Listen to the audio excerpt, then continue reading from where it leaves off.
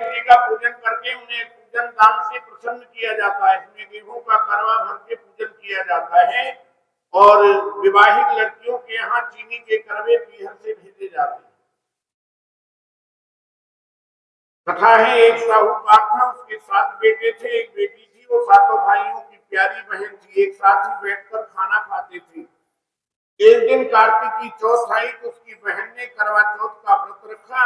उसकी बहन ने व्रत रखा, सातों भाइयों की बहन। और जब खाना खाने लगे तो भाइयों ने कहा तू भी खा, खाना खा ले।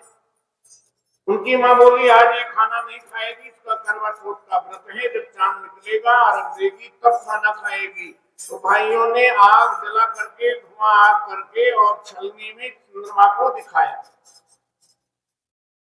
तो वो अपनी भाभियों से बोली चलो भाभी चांद निकल आया है, अर्घ दे देते हैं, पूजा कर लेते हैं। तो भाभियों ने कहा तेरा चांद निकला है, हमारा तो रात को चांद निकलेगा। है सुन करके भाइयों के कहने से उसने चांद को अर्घ दे करके खाने को बैठ गई। अभी पहला ही ग्रास तोड़ा था, भोजन में बाल निकला है, छींक हुई सामने से। तीसरा टुकड़ा तोड़ा तो राजा के घर से बुलावा आ गया, राजा का लड़का बीमार है, जल्दी चलो। माँ ने लड़की को पहनने के लिए संदूक खोले और उसमें से सफेद वस्त्र 3 बार संदूक खोली, तीनों बार सफेद वस्त्र निकले। अतः सफेद कपड़े पहन करके पहना करी ससुराल को माँ ने लड़की को भेजा। माँ ने लड़की के पल्ले में एक सोने का सिक्का बांध दिया और बोली रास्ते में जो भी मिले पैर पड़ती जाना, जो तुझे सुहाग का आशीर्वाद दे उसे सोने का सिक्का दे देना।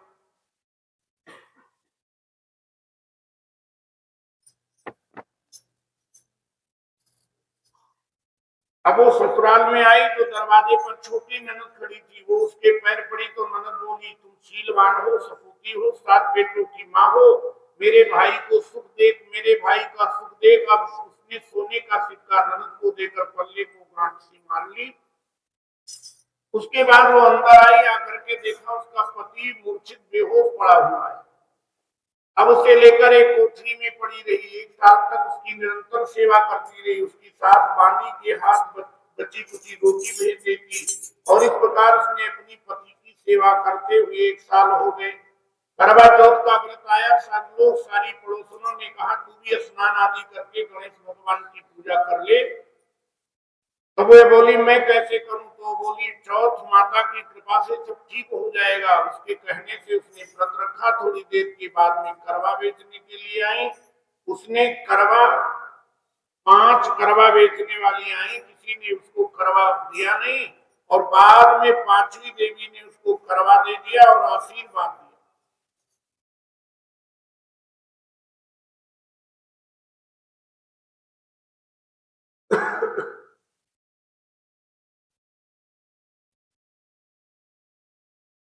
कहते हैं उस देवी ने गणेश जी की पूजा की। आपत्ति में भी भगवान की पूजा कभी छोड़नी नहीं चाहिए, व्रत आदि करना चाहिए। जब उसने पूजा की और उसके बाद में उसका पति जीवित हो गया, उसने अपने पत्नी से कहा, उस देवी से कहा हम तो बहुत देर से सो रहे थे। तो उस देवी ने कहा तुम मूर्छित पड़े हुए थे, तुम्हें आज 1 साल के बाद तुम्हें जगे हो। ये जो है महाराज गणेश भगवान की कृपा है। एक कथा और भी है, मैं जल्दी से 2 मिनट में सुना देता हूँ। एक बुढ़िया थी, उसका एक बेटा था, बहू थी, वो बहुत गरीब थे। बुढ़िया माई हर रोज गणेश जी की पूजा करती। गणेश जी हर रोज बुढ़िया से कहते बुढ़िया माई कुछ मांग ले। बुढ़िया कहती मैं क्या मांगू? तो गणेश जी बोले अपने बेटे से पूछ ले। बेटा बोला माँ अगर मांगना है तो धन मांग ले। बहू से पूछने लगी तो बहू बोली सासू जी पौत्र पोता मांग ले।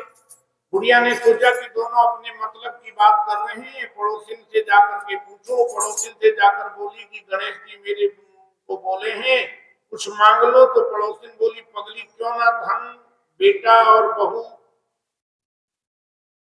बेटा बहू भी राजी हूँ, उसको माननी चाहिए। दूसरे दिन गणेश जी आए, बुढ़िया बोली कुछ मांग लो। बुढ़िया ने कहा मुझे सुंदर काया दो। अच्छा, ये मांगना भी एक तौर तरीका है। मांगना भी, मांगने की कला लोग जानते नहीं है। मास्टर दत्ता सिंह ने बहुत बढ़िया लिखा है, मांगते लागे सोना मांगते इलाके सोना, कोई नोट मांगता है, मेंबरी वजीरी या फिर कोई वोट मांगता है। बन गई आज ये भिखारी सारी दुनिया, प्रभु मैंने देख ली तुम्हारी सारी दुनिया। गुरबाणी में कबीर साहब की वाणी आती। कबीर साहब कहते का मांगो कछ छिर न रहा। हे प्रभु मांगे तो क्या मांगे, क्यों? बोले देखत नैन चलो जग जाई, का मांगो कछ छिर न रहा।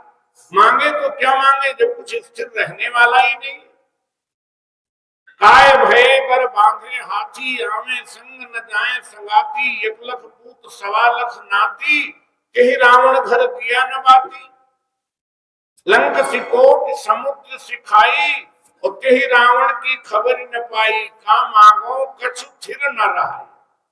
मांगना है तो भगवान से भगवान को मांग लेना चाहिए। सावधानी है, उस बुढ़िया से जब वरदान मांगने के लिए गणेश जी ने कहा तो उसको बहुत विचार करके उसने कहा, बुढ़िया ने कहा मुझे सुंदर काया दे, पहले अपने लिए सोने के कटोरे में पोते को दूध पीता देखकर, और अमर सुहाग दे, निरोगी काया दे, भाई दे, भतीजे दे, सारा परिवार दे, सुख दे, मोक्ष दे। गणेश जी ने कहा बुढ़िया माई तूने तो मुझे ठग दिया, सब कुछ मांग लिया, अब जैसा बोला है वैसा ही हो जाएगा। ऐसा आशीर्वाद दे करके गणेश भगवान अंतर्ध्यान हो गए। रामायण में एक कथा में 1 मिनट में आपको बता देता हूँ। एक महात्मा हुए हैं सुतीक्षण, और सुतीक्षण से भगवान ने कहा वरदान मांगो। सुतीक्षण ने कहा मुझे मांगना नहीं आता है, आज तक हमने कुछ मांगा ही नहीं। मुनि कहा वर मैं कबहू न जांचा, क्यों नहीं मांगोगे?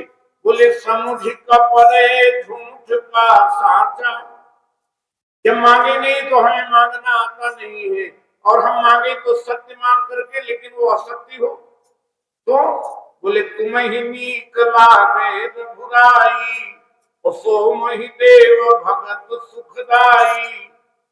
तुम्हें जो अच्छा लगे, लेकिन एक शर्त रहेगी, क्या? बोले वही मुझे देना जो आपके दासों को सुख देने वाला है, आपके भक्तों को सुख देने वाला है। अच्छा, इन्होंने पहले तो कहा मुझे मांगना नहीं आता है, लेकिन बाद में कहा प्रभु आपने जो मुझे दे दिया, विरल भक्ति का वरदान भगवान ने दे दिया। और उसके बाद में कहा अब सो देव मोहि जो भाव। भगवान ने कहा तुम तो मांगना कह रहे थे, हम भगवान भी ठगे गए, यहाँ गणेश जी भी ठगे गए हैं। गणेश जी महाराज ने वैसा वरदान दे करके अंतर्ध्यान हो गए। अब बुढ़िया माई के यहाँ सब कुछ वैसा का वैसा हो गया, जैसा मांगा था गणेश जी महाराज, जैसा बुढ़िया माई को दिया है वैसा सब किसी को देना। आज गणेश चतुर्थी का पावन करवा चतुर्थी का व्रत है।